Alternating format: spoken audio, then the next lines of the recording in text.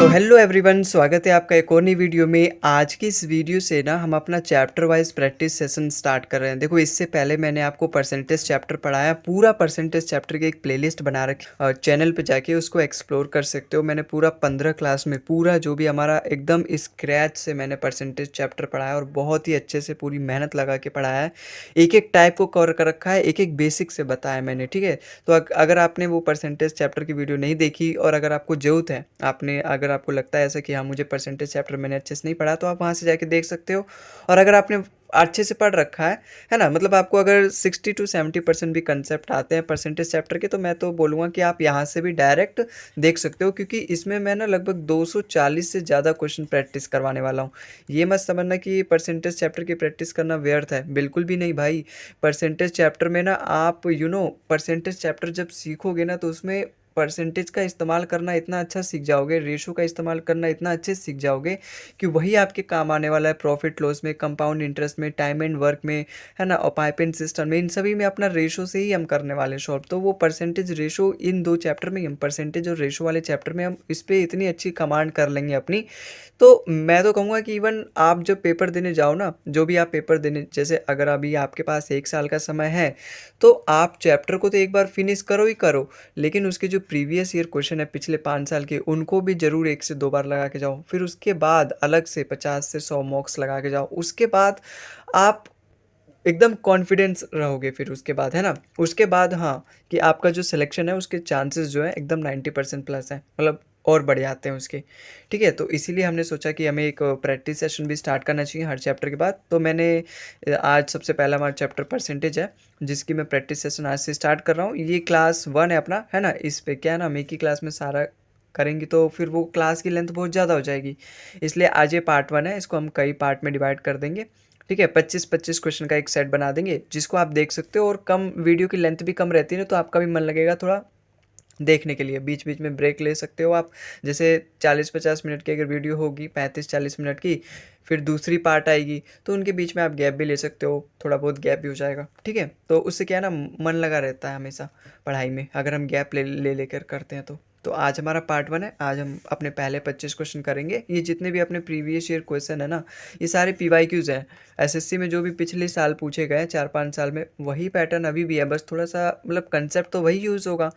Pattern थोड़ा बहुत भले ही ऊपर हुआ हो, हार्ड हुआ हो लेवल, लेकिन पूछे उसी कंसेप्ट पे बेस जाएंगे। तो उन्हीं सब क्वेश्चन को हमें प्रैक्टिस करना और भी ज़रूरी बन जाता है। वही सारे क्वेश्चन अभी भी मार्केट में फ्लोट कर रहे हैं, तो आओ एक बार उन क्वेश्चन पे भी नज़र डाली जाए।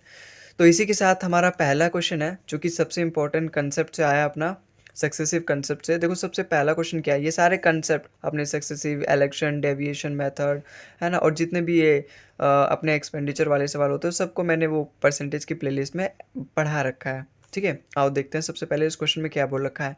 अ number is first increase by 40% and then it is decrease by 25% and again increase by 15% and then decrease by 20%। What is the net increase और decrease percent in the number. मतलब कोई भी नंबर है मेरे पास, उसको मैंने पहले 40% बढ़ाया, फिर मैंने 25% घटाया, फिर मैंने उसको फिर से 15% बढ़ाया, और फिर से मैंने उसको 20% घटाया। तो मुझे बताना है कि वो नंबर, उसके नंबर में अब कितना परसेंट चेंज आएगा, मतलब कितना परसेंट बढ़ेगा या फिर कितना परसेंट घटेगा। देखो, कोई भी नंबर अपने आप में 100% होता है, तो मैं यहाँ पे 100% ही मान के चलता हूँ, ठीक है। अब मैंने उसको 40% बढ़ाया, 40% की फ्रैक्शन वैल्यू होती है 2/5। अब मैंने बढ़ाया, इसलिए मैंने यहाँ पे प्लस लिखा। तो भाई पहले 5 था, तो अब उसका वो 2 बढ़ के 7 हो जाएगा। इसका मतलब अपना मल्टीप्लाइंग फैक्टर क्या होगा, 7/5। मल्टीप्लाइंग फैक्टर क्या होता है, देखो अगर मैं आपसे बोलूँ ना कि मेरे पास, जैसे आपके पास 100 रुपये है, तो मेरे पास उसका 1.5 गुना है, मेरे पास 150 है, ठीक है। तो मैं मल्टीप्लाइंग फैक्टर में क्या बोलूँगा कि मेरे पास जो आपके पास 100 रुपये ना, उसका 1.5 गुना है। यही होता है अपना मल्टीप्लाइंग फैक्टर। उसको एक्चुअली 100 से डिवाइड कर देते हैं। जैसे मैं आपसे मेरे पास जैसे 100 रुपये है, और मैं आपके पास जैसे 400 है, तो इसका मल्टीप्लाइंग फैक्टर क्या आएगा, 400 है आपके पास, तो 400 को 100 से डिवाइड कर दो, तो आपके पास 4 है, तो 4 गुना है, तो वही अपना मल्टीप्लाइंग फैक्टर होता है। तो वैसे यहाँ पे 40%, अब देखो जैसे यहाँ पे 40% बढ़ाया, इसका मतलब 140% हो गया। पहले अगर वो 100 था, तो जब मैंने उसको 40% बढ़ाया था, वो 140 हो गया। अब 140 को जब मैं 100 से डिवाइड करूँगा ना यहाँ पे, तो मल्टीप्लाइंग फैक्टर यही आएगा। देखो यहाँ पे 0 से 0, और ये 2 7 जा 14 और 2 5 जा 10, तो 7/5। और ये डायरेक्ट मैंने आपको करना भी सिखाया है भाई। 1/5 होता है अपना 20%, 2 से उसकी मल्टीप्लाई कर दो, 2/5 अपना 40%। और मैं प्लस कर दूंगा क्योंकि यहाँ पे इंक्रीज हुआ है, तो अपना मल्टीप्लाइंग फैक्टर यहाँ पे 7/5। इस तरीके से मैं जो भी कंसेप्ट आएंगे उसको 2-2 मिनट में आपको बताते भी चलूँगा, ताकि अगर आप थोड़ा सा आपका रिवाइज भी हो जाएगा, ठीक है। फिर क्या बोला है, डिक्रीज बाई 25%। 25% की फ्रैक्शन वैल्यू होती है 1/4। इसका मतलब पहले अगर 4 होगा तो अब 1 घट जाएगा, तो उसकी मल्टीप्लाइंग फैक्टर कितना होगा, 3/4। फिर क्या बोला है, अगेन इंक्रीज बाई 15%। 15% की फ्रैक्शन वैल्यू क्या होती है, देखो 1/20 होता है अपना 5%। जब मैं उसकी 3 से मल्टीप्लाई कर दूंगा तो कितना आएगा, 3/20। और 3/20 ही हो जाएगा अपना 15%, क्योंकि 1/20 5%, उसकी 3 से मल्टीप्लाई करने पे 15% आ जाएगी। तो यहाँ पे बोला बढ़ाया गया, इंक्रीज बाई 15%। इसका मतलब पहले अगर वैल्यू मेरी 20 थी तो अब उसका 15% घट के बढ़ के 23 हो जाएगी। फिर क्या बोला, 20% से फिर से उसको घटाया गया। भाई 20% की फ्रैक्शन वैल्यू 1/5 होती है, घटाया गया तो यहाँ पे माइनस कर दूंगा। इसका मतलब पहले अगर वो 5 रहा होगा उस संख्या का, तो अब वो 4 हो जाएगा। तो ये कुल मिला के हमारा यहाँ पे संख्या आ गई। अब यहाँ से जो भी मैं निकालूंगा, पहले अगर वो 100 था तो अब ये सब मल्टीप्लाई करके उसमें चेंज बता देगा मुझे। देखो 4 से 4 कट रहा है यहाँ पे, 20 पंजे 100 होता है, 20 पंजे 100 से 100 कट गया, ठीक है। अब तो कुछ नहीं कट रहा, अब तो यहाँ पे 5 ऐसे ही बचा हुआ है, ठीक है। अगर मैं मल्टीप्लाई कर दूँ 23 3 जा 69, 69 के अगर मैं 7 से मल्टीप्लाई करूँ फिर उसको 5 से डिवाइड करूँ तो मेरे पास वो नंबर मिल जाएगा जो कि फाइनल नंबर मिलेगा। अब 7 की अगर मैं 69 से मल्टीप्लाई करूँ, देखो एक बार 7 की 60 से मल्टीप्लाई कर दो, 60, 420 आ गया, और फिर इसकी इससे मल्टीप्लाई कर दो 63, तो मतलब 483 आ गया। 483 को अगर मैं 5 से डिवाइड करूँगा कितना आएगा, 96.6। इसका मतलब पहले अगर नंबर 100 था तो अब वो 96.6 हो गया। कितना कम हो गया अपना, 3.4% से वो डिक्रीज हो गया। तो ऑप्शन नंबर डी इसका बिल्कुल करेक्ट हो गया। देखो ये सारे मैंने आपको कंसेप्ट बताया ना, इसलिए इतना टाइम लगा मुझको आपको ये खुद दूसरा क्वेश्चन बताने में, लेकिन बताया मैंने, उसका फ़ायदा भी तो हुआ कि आप बस इतना ही एग्ज़ाम में आपको करना है। इतना तो आपको पता चल गया ना कैसे आया है, तो केवल आपको एग्ज़ाम में इतना करना है, आंसर आपके हाथों में होगा। आओ चलते हैं अगले सवाल पे। अगला सवाल हमारा क्या बोल रहा है, if x% of y is 150 and y% of z is 300, then the relation between x and z is. देखो अच्छा सवाल है, हालांकि इजी भी है। यहाँ पे बोल रखा है x% ऑफ y जो है वो 150 के बराबर होता है अपना, और यहाँ पे y% ऑफ z दे रखा है वो 300 के बराबर दे रखा है। देखो एक कंसेप्ट आपको पता भी होगा, इवन ये छोटी क्लास में भी पढ़ाया जाता है कि a% ऑफ b जो होता है वो b% ऑफ a के बराबर होता है। तो इसी कंसेप्ट का मैं यहाँ पे यूज़ करके सवाल का जवाब निकालूंगा। देखो x% ऑफ y दे रखा है, यहाँ पे y% ऑफ z दे रखा है, तो इसको भी तो मैं इस वाले कंसेप्ट का यूज़ करके ऐसे लिख सकता हूँ, z% ऑफ y, क्योंकि a% ऑफ y और b% ऑफ y दोनों बराबर ही होते हैं। इन दोनों की प्लेस एक्सचेंज कर सकता हूँ मैं, यहाँ पे एक्सचेंज किया मैंने, तो यहाँ पर भी तो वैसे लिख सकता हूँ, z% of y is equal to कितना रखा है, 300। अब यहाँ से आप समझो, अगर एक ही नंबर का यहाँ पर भी y है, यहाँ पर भी y है, अगर मैं उसका x% करता हूँ तो यहाँ पे 150 आ रहा है, और यहाँ पे उसी y का z% अगर मैं करता हूँ तो 300 आ रहा है। इसका मतलब 150 का ये डबल है, 150 का ये डबल है, बिल्कुल है भाई। अगर मैं y को यहाँ पे एग्जांपल लेके समझाता हूँ, अगर एग्जांपल में y की वैल्यू कितना ले लूँ, मैं y की वैल्यू अगर मैं 600 ले लेता हूँ, ठीक है। अब 25 छिक्का 150 होता है, इसका मतलब x की वैल्यू अगर यहाँ पे 25 है और 300 कितना होता है, अगर z की वैल्यू यहाँ पे 50 है, क्योंकि 600 भाई मैंने y की वैल्यू 600 ले ली है ना, 600 का 50% ही तो 300 होता है ना, और यहाँ पे 25% ही अपना 600 का 150 होता है। तो क्या आप यहाँ से ये नहीं देख रहे कि x का 2 गुना है z अपना। हालांकि ये बात तो मैंने एग्जाम्पल देके समझाया, ये आपको तुरंत यहीं पे देख के पहचान जाना चाहिए था। x% ऑफ y अगर 150 है तो z% ऑफ y 300 दे रखा है, इसका मतलब x का ही 2 गुना अपना z के बराबर है। तो एक ही रिलेशन यहाँ पे ऑप्शन नंबर डी यहाँ पे मुझे ऐसा दिख रहा है, तो ऑप्शन नंबर डी ही इसका बिल्कुल करेक्ट हो जाएगा। उससे समझ में नहीं आ रहा तो इस वाले रिलेशन से देख लो, मैंने y की वैल्यू 600 ले लिया है, 25 सिक्का 150, इसका मतलब 25% कर रहा हूँ तब जाके 150 आ रहा है, और जब मैं यहाँ पे 50% कर रहा हूँ तब जाके 300 आ रहा है। भाई x का 2 गुना ही तो अपना y है, z है यहाँ पे, तो z is equal to 2x। ठीक है, आई होप आपको समझ में आया होगा। अगला क्वेश्चन है, what percentage of the numbers from 101 to 1000 have 9 in unit digit. देखो यहाँ पे क्या बोल रखा है, इकाई डिजिट में। देखो क्या है, देखो यहाँ पे सबसे पहले आप क्वेश्चन समझो, 101 से लेके 1000 तक जो भी मेरे नंबर हैं, टोटल नंबर का कितना परसेंट ऐसा नंबर है जिसका यूनिट डिजिट 9 आ रहा है ना। आई बात समझ में, कि सवाल में क्या पूछा है, देखो यहाँ से लेके यहाँ तक टोटल नंबर कितने अपने, टोटल नंबर तो अपने 900 होंगे। 1000 में से जब मैं यहाँ पे देखो 101 से काउंट की जा रही है और 1000 तक, इसका मतलब 900 नंबर होंगे। अब मुझे ऐसे नंबर फाइंड करने हैं, ऐसे कितने नंबर हैं इन दोनों नंबर के बीच में जिनका यूनिट डिजिट 9 है। देखो यहाँ पे अगला नंबर क्या आएगा जिसका यूनिट डिजिट 9 होगा, 109 होगा, फिर 119 होगा, है ना। उसके बीच के नंबर में यूनिट डिजिट 9 थोड़ा ना आएगा। फिर 129 होगा, फिर 139 होगा, फिर 149 होगा, फिर 159 होगा, फिर 169 होगा, फिर 179 होगा, फिर 189 होगा, फिर 199 होगा। फिर यहाँ से दूसरा शुरू हो जाएगा 209, फिर ऐसे ही करके ये 299 तक जाएगा, फिर 309, फिर अपना 409, फिर 509, फिर अपना 609, फिर 709, फिर 809, फिर 999, क्योंकि 1000 तक ही गिनती करना है। 1000 के बाद तो फिर वो 1000 से ऊपर हो जाएगा। अगर 1009 आएगा ना अगला 999 के बाद, वो तो काउंट नहीं करूँगा क्योंकि 1000 तक ही बताना है। तो देखो एक वाली लाइन में कितना है, 1 2 3, 3 6, 3 9 10। अगर एक सीरीज में 10 है तो ये टोटल कितने हैं, 1 2 3 4 5 6 7 8 9, इसका मतलब 9 है। 9 सीरीज है और हर उसमें 10 ऐसे नंबर है जिनका यूनिट डिजिट 9 है। इसका मतलब टोटल ऐसे 90 नंबर है मेरे पास। तो 900 का 90 कितना परसेंट होता है, चला जाएगा 90 से 90, तो 1/10 बचा, 1/10 अपना 10% होता है। तो ऑप्शन नंबर ए यहाँ पे हमारा बिल्कुल करेक्ट हो जाएगा। ठीक है, तो आई होप आपको ये सवाल भी समझ में आया होगा। हालांकि कुछ था नहीं इसमें, लेकिन प्रीवियस ईयर में पूछा गया था इसलिए मैंने करवाया। और चलते हैं। A number is decreased by 20% to get another number. The number so obtained is increased by 200% to get a third number. The difference of the third number and the original number is what percentage more or less than the difference of second and third number. देखो सवाल को पहले समझो। एक कोई भी number है, अगर मैंने उसको 20% घटाया ना तो मुझे एक दूसरा नंबर मिल जाता है। फिर उस दूसरे नंबर को मैंने 200% बढ़ाया। 200% का मतलब पता है क्या है, 2 गुना मैंने किया और उसको उस नंबर में प्लस कर दिया, है ना। तो मुझे तीसरा नंबर मिल गया।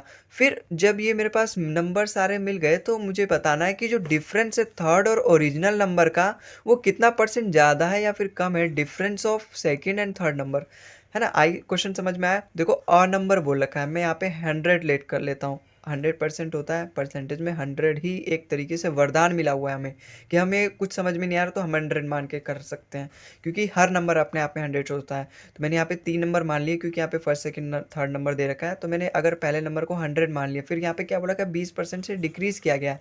तो अगर मैं 100 का 20% डिक्रीज़ करूँगा तो मुझे 80 मिलेगा, है ना। 100 में जो भी नंबर डिक्रीज़ करते हैं इंक्रीज़ करते हैं, डायरेक्टली वो जो चेंज होता है परसेंटेज में आता है। तो अगर मैं इसमें 20 माइनस करूँगा तो 20% माइनस कर दूँगा तो 80% आएगा। फिर क्या बोला है, जो नंबर ऑब्टेन्ड हुआ है उसका अगर मैं 200% बढ़ा दूंगा तो मुझे तीसरा नंबर मिल जाएगा। इसका मतलब इसका 200% कितना होगा, 200% तो ये होगा ना, 2 से मल्टीप्लाई कर दूं, है ना। तो इसका 2 से जब मैं मल्टीप्लाई करता हूँ तो 200% आएगा, जो कि कितना आएगा 160। तो इसको ये बोला इंक्रीज करना है, 200% से इंक्रीज करना है। इसका मतलब पहले तो 80 था, अब उसमें 200% और उसका ऐड कर दूंगा तो कितना हो जाएगा 240। ठीक है, अब यहाँ से हमारा सवाल बन गया, difference of the third number and the original number. Third number तो ये और ओरिजिनल नंबर ये हमने माना था, इन दोनों के बीच का डिफरेंस कितना है 140 है। फिर क्या बोल रखा है, व्हाट परसेंटेज मोर और less than the difference of second number and third number. Second number और थर्ड नंबर के बीच में डिफरेंस कितना है 160। तो मुझे यही बताना है कि ये वाला अपने 160 से कम है या फिर ज़्यादा है, और अगर कम या ज़्यादा है तो कितना परसेंट ज़्यादा है। देखो कितना परसेंट कम है, 20 कम है, और 160 से देखो कितने बार में जा रहा है, 2 8 जा 16, मतलब एक बार 1/8 आ रहा है, और 1/8 मैंने बता रखा है इसका परसेंटेज वैल्यू 12.5%। और ये कम है ना, 140 कम है 160 से, तो इसका मतलब लेस वाला आएगा 12.5%, मोर वाला नहीं आएगा। और ये सारे तो ऐसे गलत हो जाएंगे, तो ऑप्शन नंबर डी यहाँ पे बिल्कुल हमारा करेक्ट होगा। देखो इस सवाल में क्या बोल रखा है, 60% of P is equal to 50% of Q and Q is x% of P, then what is the value of x। मुझे x की वैल्यू फाइंड करनी है। देखो सवाल में जैसा बोल रखा है ना वैसे ही एक्शन करो यहाँ पे, है ना। देखो 60% ऑफ p बोल रखा है, इक्वल टू दे रखा है। हालांकि आपको ना ऐसे सवालों को पता है इस तरीके से लिखने की जरूरत भी नहीं है, हालांकि मैं यहाँ पे लिख के बता रहा हूँ क्योंकि मेरा यहाँ पे कर्तव्य बनता है कि मुझे आपको पूरा लिख लिख के समझाना। लेकिन साथ में एक ये भी कर्तव्य बनता है कि आपको इस तरीके से तैयार करना कि आप कम से कम समय में, मतलब आपका समय ज़्यादा वेस्ट ना हो, आपको समय की कमी ना हो एग्जाम में। तो आप एक स्क्रीन पे इसको करना सीखो। भाई इक्वल है ना, तो इसको यहीं पे इक्वल मान लो आप। अब यहाँ पे 60% of P is equal to 50% of Q दे रखा है। मुझे बताना है क्यू जो है वो मतलब क्यू जो है वो x% ऑफ पी है। इसका मतलब मुझे एक्चुअली की क्यू की वैल्यू फाइंड करनी है। देखो परसेंटेज से परसेंटेज कट गया, मैं आपको जब यहाँ पे करके दिखाऊंगा तभी आपको पता चलेगा, है ना। और जीरो से जीरो भी कट गया। इसका मतलब 6p is equal to 5q के बराबर दे रखा है। अब मुझे q is x% of p बताना है। अगर मैं इस 5 को यहाँ नीचे भेज दूँ तो 6/5 हो जाएगा। तो यहाँ पे मुझे पता चल जाएगा q जो है वो x% ऑफ p के बराबर है। यहाँ पे x की वैल्यू ये आ गई 6/5। अब 1/5 होता है अपना 20%। अगर मैं उसकी 6 से मल्टीप्लाई कर दूँ तो 120% हो जाएगा। इसका मतलब ऑप्शन नंबर बी यहाँ पे x की वैल्यू है 120। ठीक है, एक बार वैसे भी करके दिखा दूँ है। मुझे नहीं लगता कि इस सवाल में आपको फिर से वैसे भी करके ज़रूरत है। तो आई होप आपको समझ में आया होगा। और चलते हैं अगले सवाल पे। अगर नहीं आ रहा तो जिस तरीके से मैंने आपको बताया इस तरीके से करके देखो, तुरंत आपके समझ में आ जाएगा। और अगला सवाल क्या कह रहा है, if decreasing 110 by x% gives the same result as increasing 50 by x%, then x% of 650 is what percentage more or than x minus 10% of 780। देखो सवाल में क्या बोल रखा है, मेरे पास 110 का एक x% घटाना है। अब इसका x% कितना होगा, 110 का x% ऐसे ही तो लिखूंगा मैं, मुझे थोड़ा ना पता है कि x कितना है तो उसका परसेंट निकाल लो। तो 110 का x% घटाना है, इसका मतलब मुझे 110 में से उसका x% घटाना है, तो इतना माइनस करना पड़ेगा। सवाल में यही बोल रखा है, इसके बराबर दे रखा है same result as increasing 50 by x%। तो मुझे 50 को 50 का x% बढ़ाना है, तो मैं इसको कैसे लिखूंगा, 50 का x% बढ़ाना है तो यहाँ पे मैं प्लस कर दूंगा। लेकिन आपको क्या है ना, जब भी इस तरीके से बोले कि 110 पर, अभी देखो यहाँ पे जैसे यहाँ पे था 110 का, मैंने 110 का x% घटाया 110 में से, और यहाँ पे 50 में 50 का ही x% बढ़ाया मैंने। तो यहाँ पे आप डायरेक्टली कॉमन नहीं ले सकते, 1 माइनस एक्स, और यहाँ पे इज इक्वल टू 50 और 1 प्लस में x। इसका मतलब जब भी आपको सवाल में इस तरीके से बोले तो आपको डायरेक्टली यही वाली लाइन लिखनी है। अपना मल्टीप्लाइंग फैक्टर क्या आएगा अपना 1 माइनस x%। भाई 110 दे रखा है, उसमें से जब मैं x% घटाऊंगा तो उसके 100% में से तो घटाऊंगा, और 100% ही होता है अपना 1। ठीक है, तो 1 में से मैं x घटाऊंगा, ये इसका मल्टीप्लाइंग फैक्टर हो जाएगा। और यहाँ पे अपना मल्टीप्लाइंग फैक्टर जब मैं बढ़ाऊंगा x% से तो ये हो जाएगा। अब यहाँ से मुझे x की वैल्यू मिल जाएगी। देखो 0 से 0 कट गया। अब 11 से इसकी जब मैं मल्टीप्लाई करूँगा और 5 से इसकी मल्टीप्लाई करूँगा, 5 अगर इधर आएगा तो 11 के साथ माइनस होकर 6 बनाएगा। और इधर भाई x वाले को एक साथ ले लो, कॉन्स्टेंट टर्म को एक साथ ले लो, नंबर वाले को। जब ये माइनस का 11x है उधर जाएगा तो प्लस का 11x हो जाएगा, और यहाँ 5x पहले से ही है तो 16x हो जाएगा। इसका मतलब x की वैल्यू कितनी आ जाएगी, जब ये 16 नीचे जाएगा तो 3/8 आ जाएगा अपना, जब इसको सिंप्लीफाई करोगे। फिर यहाँ पे क्या बोल रखा है, x% ऑफ 650, x कितना है 3/8। इसको एज इट इज़ लिख दो, फ्रैक्शन में लिख दो, या तो 650 इज वॉट परसेंटेज मोर और देन। भाई x माइनस 10% है, अगर मैं x की जगह यहाँ पे 3/8 रखता हूँ, फिर उसमें से 10 माइनस करता हूँ। 10 माइनस मतलब यहाँ पे अगर मैं एक यहाँ पे लगा लेता हूँ, क्योंकि यहाँ पे 10% माइनस करना है, तो मैं यहाँ पे नीचे अपना 0 है 1 मान लेता हूँ। ठीक है, कुछ नहीं रहता तो यहाँ पे 1 मान सकते हैं। या फिर आप इसको ऐसे कर लो, या तो सिंप्लीफाई, या फिर 3/8 का मैंने परसेंटेज वैल्यू बता रखा है जो कि होता है 37.5%। तो आप 37.5% डायरेक्ट परसेंट में से आया, तो इसमें परसेंट में से 10% घटा दो, कितना है अपना 22.5%। बिल्कुल 22.5 नहीं 27.5%। अब ये इसका फ्रैक्शन वैल्यू क्या होगा उसको मैं लिख सकता हूँ। अब मुझे यही बताना है जो 27.5% 780 का कितना परसेंट कम है या फिर ज़्यादा है 650 के 37.5% से। इसकी फ्रैक्शन वैल्यू कितनी होगी, देखो 25 का मल्टीपल है, 25 से कम 25, 25 से कम 25, और यहाँ पे पॉइंट लगा है, इसका मतलब 2.5 का मल्टीपल हो जाएगा। तो 2.5 का फ्रैक्शन वैल्यू होता है 1/40, इसका मतलब 1/40 का 11 गुना है, तो 11/40 इसकी फ्रैक्शन वैल्यू हो जाएगी। तो 11/40 ऑफ 780। अब मुझे इसमें ही फाइंड करना है कौन किससे कम है।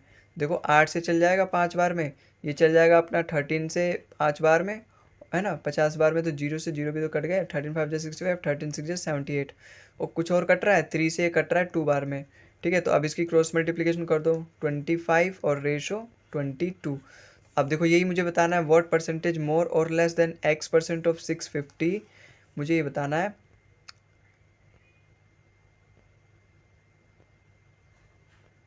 कि इससे कितना ज़्यादा है। जो x% है 650 का, मतलब 25/22 से कितना ज़्यादा है, 3 ज़्यादा है ओवर 22। ठीक है, अब मुझे इसी को परसेंटेज में कन्वर्ट करना है। परसेंटेज में कन्वर्ट करने के लिए मैं क्या करता हूँ, 100 से मल्टीप्लाई करता हूँ। ठीक है, अब 1/22 मैंने आपको बता भी रखा है इसकी परसेंटेज वैल्यू क्या होती है, लेकिन अगर आपको नहीं पता तो आप ऐसे भी कैलकुलेट कर सकते हो। देखो 22 चौका 88 होता है, फिर 12 बचा, 22 पंजे 110, इसका मतलब 4.54 समथिंग इसकी वैल्यू आ जाएगी। जब इसकी आप मल्टीप्लाई करोगे 4.5 की जब आप 3 से मल्टीप्लाई करोगे तो कितना आएगा, लगभग आपका 14% आएगा। तो ऑप्शन नंबर डी इसका बिल्कुल करेक्ट हो जाएगा। ठीक है, क्योंकि 12% तो देखो 4 तिया 12 ही होता है, लेकिन यहाँ पे 4 से ज़्यादा किया गया है। और 18% तो जाएगा नहीं, क्योंकि 18% कैसे आता है, जब आप 3 की 6 से मल्टीप्लाई करते हो तो ये भी नहीं आएगा और ये भी नहीं आएगा। भाई 3 की जब आप 5 से मल्टीप्लाई करते हो तो 15 आता है, 15 से तो ऊपर है ये 17, तो ये भी नहीं आएगा, 12 तो आएगा ही नहीं, तो 14 ही बचा। ऑप्शन नंबर डी इसका बिल्कुल करेक्ट हो जाएगा। और अपनी फ्रैक्शन वैल्यू भी यही होती है 4.54 1/22 की। आओ चलते हैं अगले सवाल पे। The value of 18% of 15% of 25/9 of 3800 is, कुछ नहीं है सवाल में, केवल सिंप्लीफाई करना है। देखो परसेंटेज से ये 2 जीरो कट जाएगा, फिर परसेंटेज का मतलब क्या है, अपॉन में 100, तो ये 25 से चल जाएगा 4 बार में। ठीक है, अब ये 4 क्या है, ये 2 गुना 2 ही तो है। 2 से देखो ये 9 से 2 बार में चला गया, 2 से ये 1 बार में चला गया, फिर ये 2 से कितने बार में गया, 19, यहाँ पे 15 बच गया, यहाँ 19, तो मुझे 19 गुना 15 ही यहाँ पे करना है। और लास्ट में 5 आएगा, क्योंकि लास्ट यूनिट डिजिट 5 है, तो ये दोनों तो गलत हो जाएंगे। अब मुझे ये पता करना है कि ये 200 में रहेगा या 300 में रहेगा। भाई 190 और 19 5 जा 95, 285, तो ऑप्शन नंबर ए ही यहाँ पर हमारा बिल्कुल करेक्ट हो गया। इस तरीके से आपको फाइंड करना है, पूरा सॉल्व करने की जरूरत नहीं है। इस सवाल में देखो क्या बोल रखा है, 25% of 400 plus 35% of 1260 plus 27% of 1800 1020 plus x के बराबर देखा है। तो मुझे एक्स की वैल्यू फाइंड करना है कि जो एक्स है वो अपने इनमें से किसके बीच में आएगा। देखो अगर मैं यहाँ पे 25% निकालूँ 4 का, तो देखो परसेंटेज से दोनों जीरो कट जाएंगे, 25 चौका 100, इसकी वैल्यू तो 100 आ गई।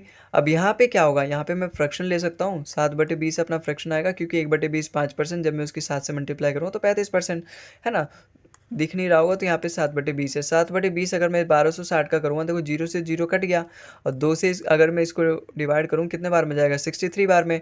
अब इसकी एक बार 60 से मल्टीप्लाई कर दो, फिर 3 से मल्टीप्लाई कर देना, 7 6 42 और 7 3 21, इसका मतलब 441 अपनी यहाँ पे वैल्यू आई। अब 27% है, इसका तो कुछ फ्रैक्शन वैल्यू होता नहीं है, तो इसको मैं परसेंटेज से 2 जीरो कट गया। अब 18 की एक बार 2 से मल्टीप्लाई कर दो, फिर 7 से मल्टीप्लाई कर देना, 18 2 36, इसका मतलब 360 और 18 7 126, तो यहाँ से कितना आ गया मेरे को, 486 मिल गया। फिर यही चीज़ मुझे बराबर दे रखी है 1020 प्लस एक्स, तो मुझे यहाँ से एक्स की वैल्यू एक्चुअली फाइंड करनी है। देखो अगर मैं 1020 को इधर लेके आऊँगा तो एक्स की वैल्यू मुझे मिल जाएगी, और ये टोटल अपना कितना है, 400 800 और ये 900 और 86 प्लस 41 कितना होगा अपना, 127। तो 900 प्लस 127 मतलब 1027, और 1027 में से जब मैं 1020 घटाऊंगा तो एक्स की वैल्यू लगभग 7 आएगी, जो कि किसके बीच में, ऑप्शन नंबर ए ही के बीच में है, 6 से 10 के बीच में। तो ऑप्शन नंबर ए यहाँ पे हमारा बिल्कुल करेक्ट हो जाएगा। आओ अगले सवाल पे चलते हैं। If the word photograph is spelled with F in place of P H, then what would be the reduction percent reduction in the number of letters. सवाल में क्या बोला है, जो यहाँ पे फोटोग्राफ है ना, अगर मैं उसमें से पी एच की जगह एफ लिखना स्टार्ट कर दूँ तो मेरे नंबर ऑफ लेटर्स कितने परसेंट कम हो जाएंगे। यहाँ पे यही तो क्या है, 2 लेटर्स के बीच 1 लेटर लिखा है। अब पी एच कहाँ कहाँ है, एक तो पी एच यहाँ पर है और एक पी एच यहाँ पे है। अगर मैं इन दोनों की जगह एफ लिख दूँ तो मेरे कितने लेटर कम हुए, 2 लेटर कम हुए, है ना। मुझे ये तो पता है ना परसेंटेज रिडक्शन, टोटल लेटर कितने मेरे, 3 3 6 3 9 10, 10 मेरे टोटल लेटर है। अब मैंने 4 लेटर की जगह 2 लेटर लिख दिए यहाँ पे, तो मेरे 2 लेटर कम हो गए, 2 लेटर मेरे कम हो गए, तो 20% है इसका सवाल का आंसर हो जाएगा, क्योंकि 1/10 अपना 10% होता है, 2/20 2/10 अपना 20% हो जाएगा। तो ऑप्शन नंबर सी इसका बिल्कुल करेक्ट हो जाएगा। ठीक है, आओ अगले सवाल पे बोलते हैं, अगले सवाल पे हल्ला बोलते हैं। यहाँ पे देखो 0.08% ऑफ 120% ऑफ 50,000 दे रखा है, मुझे इसी को बताना है क्या होगा। देखो परसेंटेज से और ये दोनों परसेंटेज से अपने 4 जीरो तो ऐसे ही खत्म हो जाएंगे। 12 5 जो 60, केवल मैं 12 की जब मैं 5 से मल्टीप्लाई करता हूँ तो 60 आता है। एक जीरो यहाँ पर भी दे रखा है तो ये 600 आ जाएगा। अब ये डबल जीरो से अपना ये पॉइंट हट जाएगा दोनों, तो 8 बचा और 8 6 48, तो ऑप्शन नंबर बी ही इसका बिल्कुल करेक्ट हो जाएगा। ठीक है, आई होप आपको समझ में आया होगा। और चलते हैं अगले सवाल पे। Number B is 17.5% less than number A, while number C is 22.5% more than number B. If the value of C is 8085, then what is the value of A? देखो 3 नंबर है A, B और C, और इसमें relation क्या दे रखा है, जो number B है ना वो A से अपना 17.5% कम है। इसकी फ्रैक्शन वैल्यू कितनी होगी, भाई 25 सत्ते 175 होता है। अब 25 सत्ते 175 होता है, इसका मतलब इसकी जो फ्रैक्शन वैल्यू होगी, और ये किसका मल्टीपल है, 25 का मल्टीपल नहीं, ये 2.5 का मल्टीपल है, क्योंकि एक पॉइंट भी है ना बीच में, इसका मतलब एक पॉइंट वाला 25 लगेगा जो कि 2.5 का मल्टीपल हो जाएगा। तो ये 2.5 का 7 गुना है, 2.5 की फ्रैक्शन वैल्यू होती है 1/40, इसका मतलब ये 1/40 का 7 गुना है 7/40। और यही बोला है जो नंबर बी है वो ए से 7/40 कम है। इसका मतलब अगर मेरा नंबर 40 है तो उससे 7 कम अपना बी है, जो कि कितना हो जाएगा, 33 हो जाएगा। साथ में ये भी देखो 2.5 का मल्टीपल है, 25 ने में 225, यहाँ पे एक पॉइंट लगा तो 2.5 का मल्टीपल हो जाएगा। इसका मतलब 2.5 का फ्रैक्शन वैल्यू होता है 1/40, ये उसका 9 गुना है तो 9/40 का फ्रैक्शन हो जाएगा।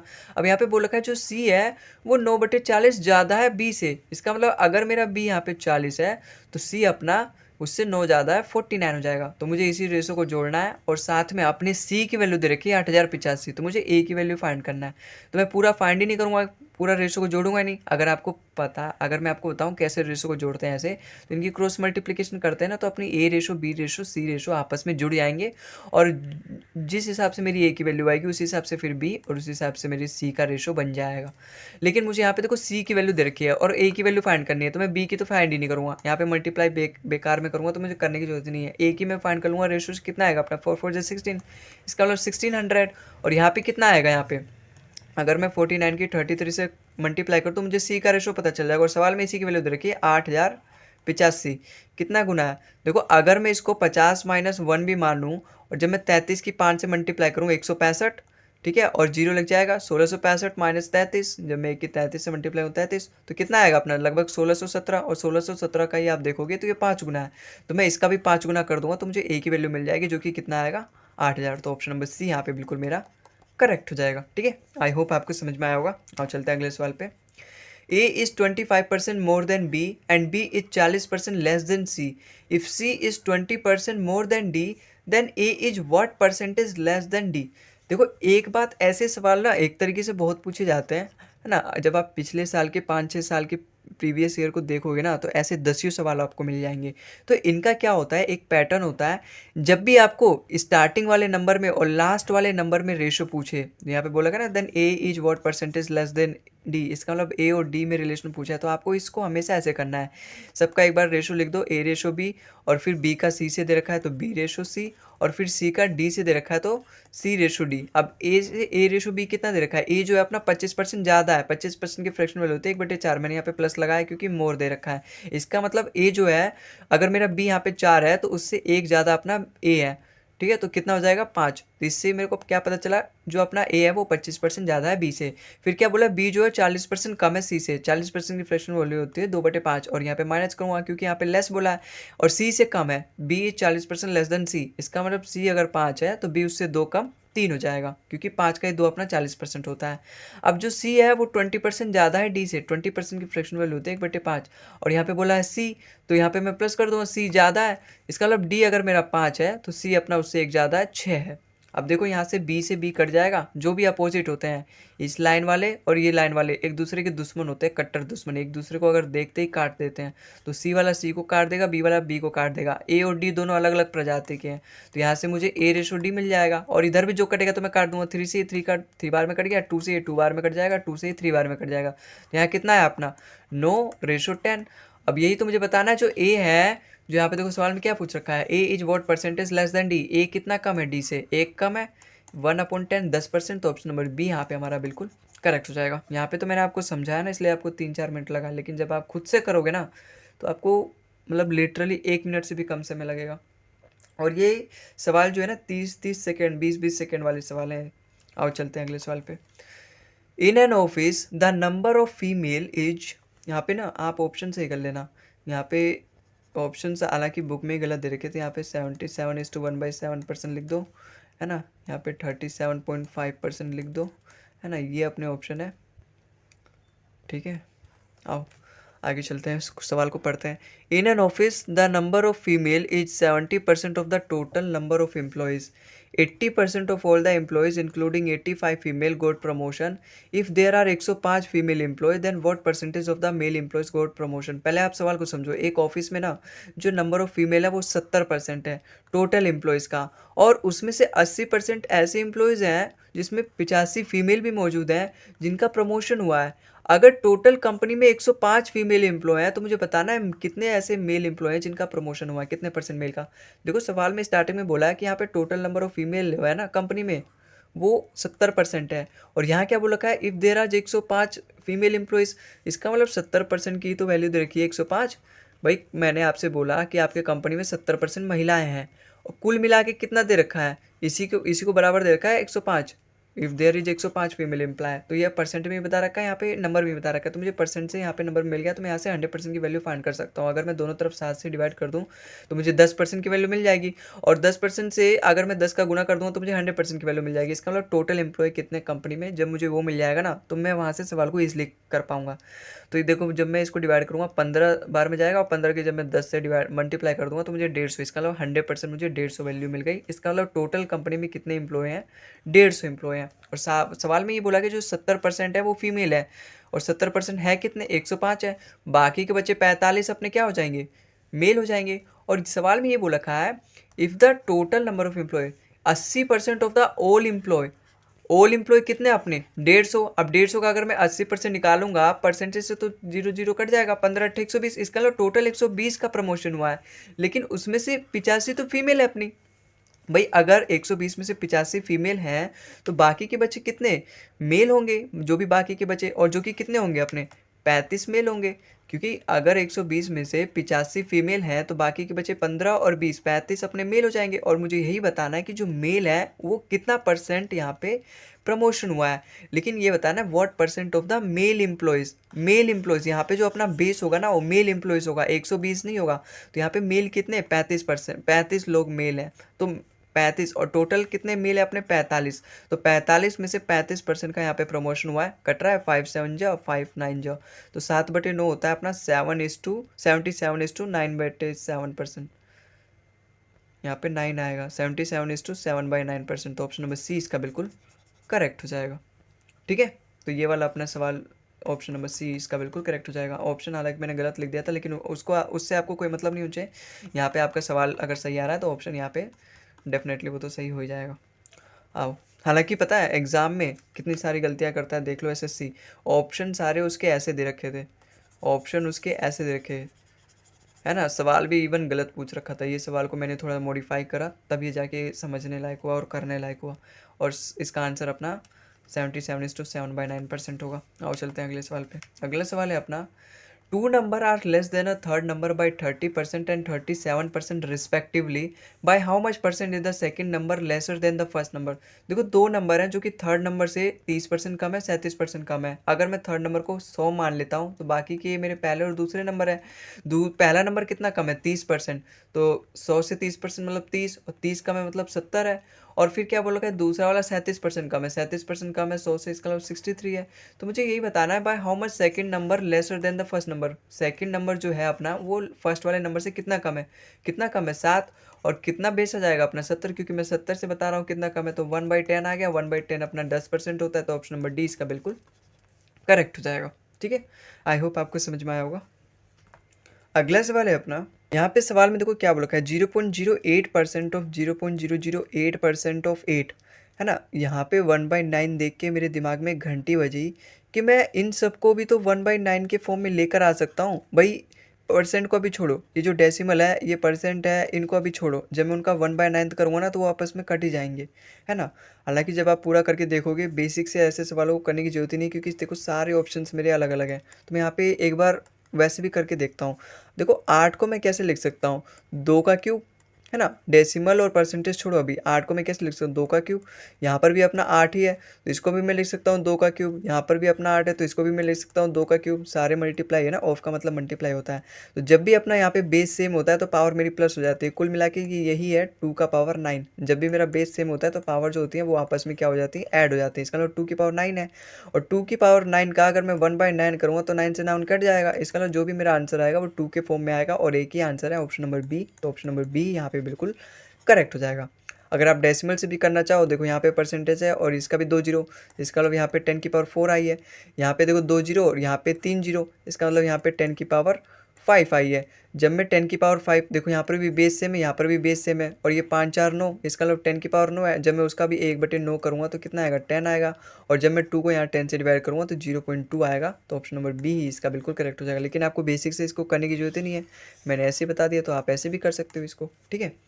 अब ज़रूरी नहीं कि इसको करोगे, सवाल तो ये रिपीट होने वाला नहीं है, लेकिन यहाँ से जो आपने अपनी अंडरस्टैंडिंग लेवल डेवलप करी है ना, इस तरीके से अब आप अगले क्वेश्चन में भी सोच सकते हो। दूसरे क्वेश्चन भी जब भी आपको इस तरीके से मिले तो वहाँ पे भी आप इस तरीके से सोच सकते हो, ठीक है।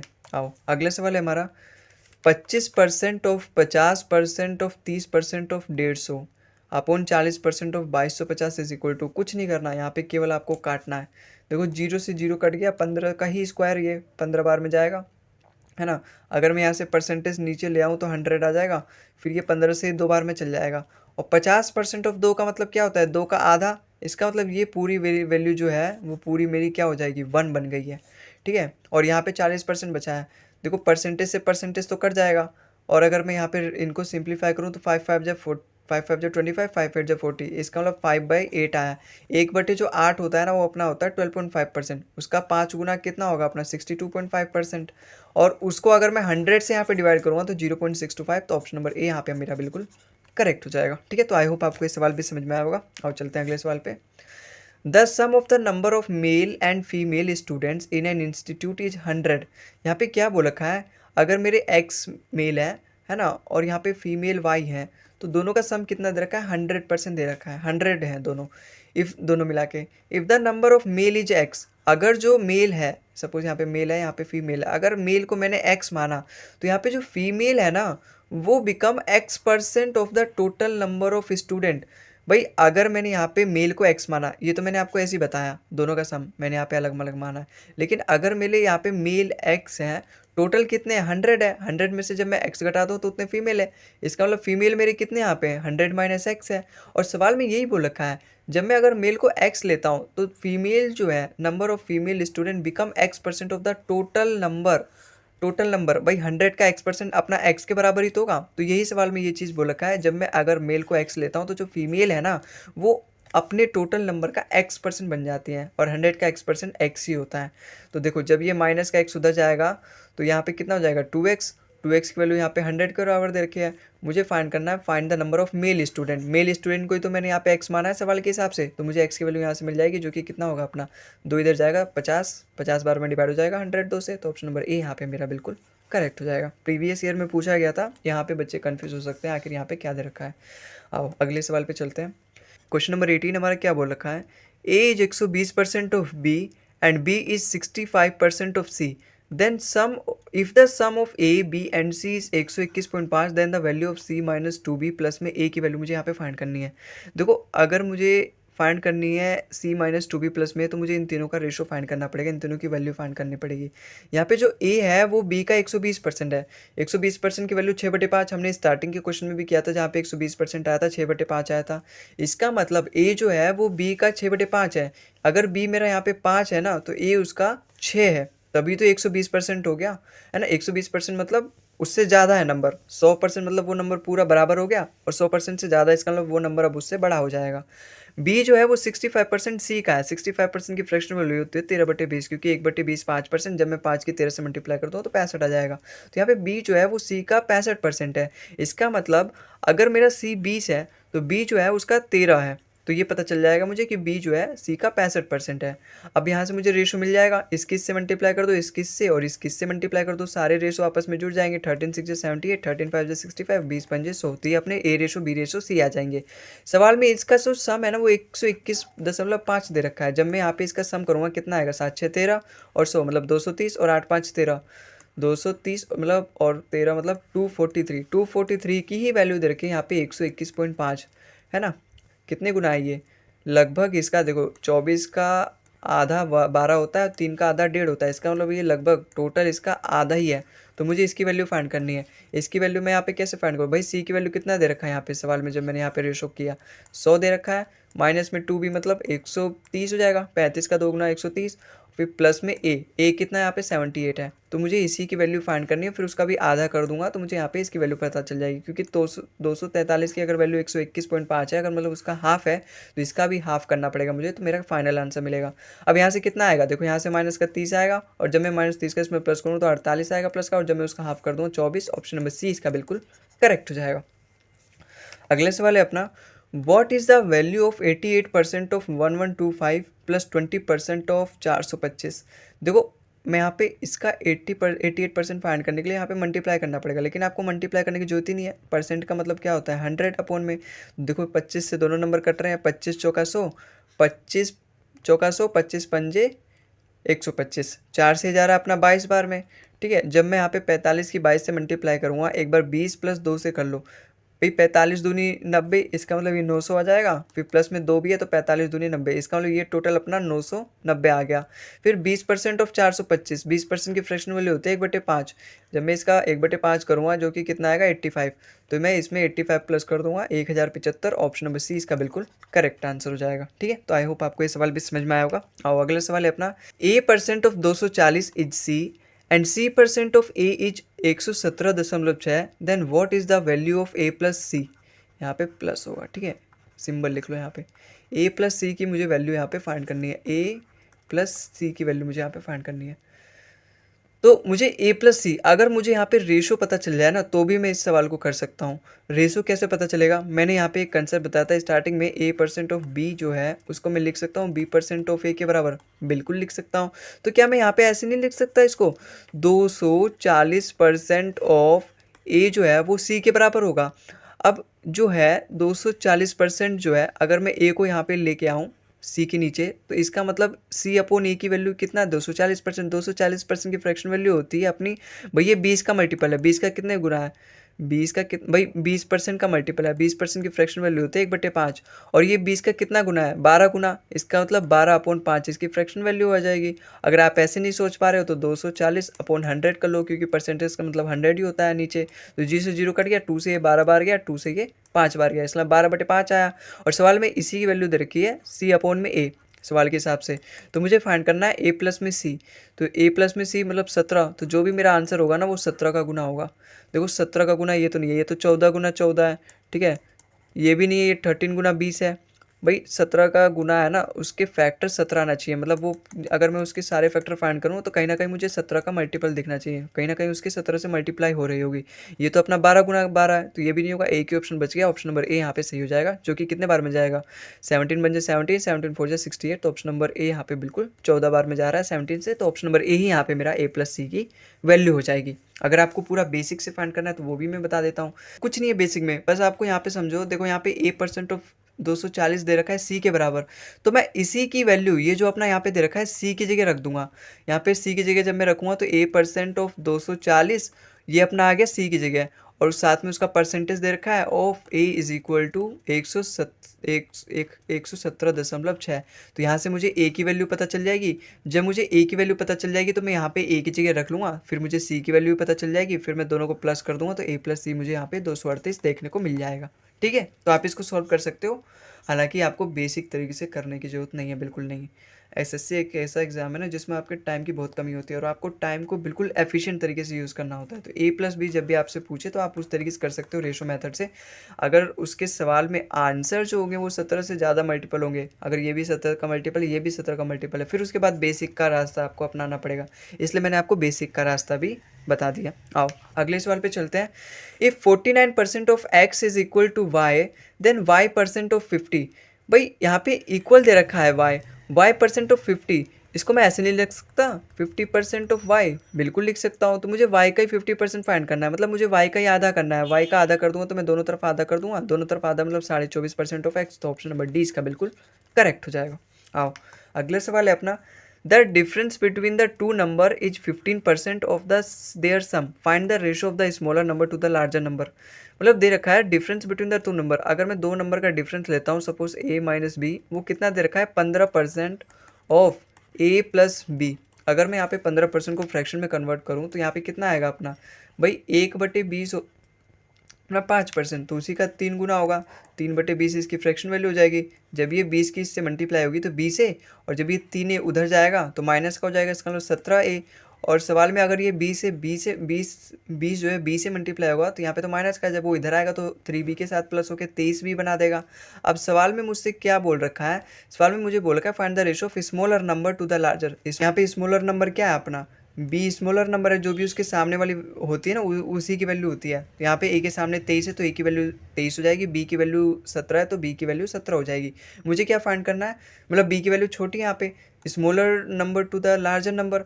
अब बी क्या है अपना छोटा है, तो इसका मतलब स्मॉलर नंबर अपना 17 है और लार्जर नंबर अपना 23 है, तो 17/23 एक ही ऑप्शन है, ऑप्शन नंबर सी इसका बिल्कुल करेक्ट हो जाएगा। ठीक है, आई होप आपको समझ में आया होगा। आओ, find x if 30% of 400 plus x% of 70 is equal to 25% of 536। मुझे यहाँ पे x की वैल्यू फाइंड करना है, कुछ नहीं करना। देखो परसेंटेज से 2 जीरो कट गया, 3 4 12, इसका मतलब 120 आ गया यहाँ पे। फिर x% ऑफ 70 तो ऐसे ही रहने दो, 25% की वैल्यू होती है 1/4 फ्रैक्शन वैल्यू। 4 से अगर मैं इसको काटूंगा 13 4 52 और 4 बार में, इसका मतलब 134 आया। जब मैं 120 को उधर लेके जाऊँगा तो यहाँ पे x% ऑफ 70 जो होगा वो मेरे बराबर हो जाएगा 14 के बराबर में। 134 में से जब मैं 120 घटाऊंगा तो 14 आएगा, तो यहाँ से मुझे चल जाएगा भाई। अगर मैं यहाँ पे इसको काटूँ, 14 बन जाए 14, 14 5 जो 70, तो जब ये 5 नीचे आएगा 1/5 हो जाएगा। तो 1/5 किसके बराबर होता है, 20%। तो ऑप्शन नंबर ए ही हमारा यहाँ पे एक्स की वैल्यू हो जाएगी 20%। ठीक है, समझ में आया होगा आपको। आओ चलते हैं अगले सवाल पे। अगला सवाल है अपना, find the sum of money which when increase by 15% it becomes 19,320। इसका मतलब पहले अगर मेरा नंबर 100 था तो अब वो 15% बढ़ के 115 हो गया, और सवाल में 115 की ही वैल्यू यहाँ पे दे रखी है, और मुझे पूछ रखा है find the sum of money जिसको मैं इंक्रीज करके 15% ये वैल्यू मिले। इसका मतलब मुझे 100 की वैल्यू निकालना है, मुझे ओरिजिनल नंबर निकालना है जिसका 15% बढ़ा के मुझे ये नंबर मिले। तो यहाँ से देखो 115 का कितने गुना है, दोनों 23 से कट रहे हैं, 23 पंजे 15 है ना, 23 पंजे 115, और ये भी 23 से कटेगा अपना, 23 अट्ठे 184। फिर यहाँ पे कितना बचा अपना, 6 3 9 23 का 92। इसका मतलब ये फिर से कट जाएगा, इससे कितने बार में कट जाएगा, 16 5 जा 18 और 5 8 जा 40। तो 168 गुना है, और 168 की जब मैं 100 से मल्टीप्लाई करूँगा तो 16,800। ऑप्शन नंबर ए हमें हमारा यहाँ पे बिल्कुल करेक्ट हो जाएगा। अगला सवाल है जो कि आखिरी सवाल है अपने आज का, 0.5 इज व्हाट परसेंटेज ऑफ 20। कुछ नहीं करना, 0.5 जो है वो मेरे 20 का कितना परसेंटेज है मुझे यही बताना है। परसेंटेज का मतलब भाई ये फ्रैक्शन है, फ्रैक्शन को परसेंटेज में कन्वर्ट करने का मतलब क्या होता है, उसकी 100 से मल्टीप्लाई कर दो। 20 पंजे 100, 5 की जब मैं 0.5 से मल्टीप्लाई करूँगा तो 2.5%। तो ऑप्शन नंबर सी इसका बिल्कुल करेक्ट हो जाएगा। ठीक है, तो आई होप आपको समझ में आया होगा। इसी के साथ आज के इस वीडियो का यहीं पे हम अंत करते हैं। आई होप जो भी मैंने यहाँ पे आपको सवाल यहाँ पे 25 सवाल करवाए हैं समझ में आया होगा। अभी तो ये स्टार्टिंग है इसलिए सारे बेसिक क्वेश्चन है, लेकिन मैं जब धीरे धीरे आपको पूरे क्वेश्चन करवाऊंगा ना, पूरा यहाँ पे परसेंटेज चैप्टर के 200 से ज़्यादा सवाल करवाऊंगा तो उसमें सारे टाइप्स में कवर करूँगा। सक्सेसिव से लेकर इलेक्शन और कमीशन तक सारे सवाल होंगे उस 240 प्लस क्वेश्चन में।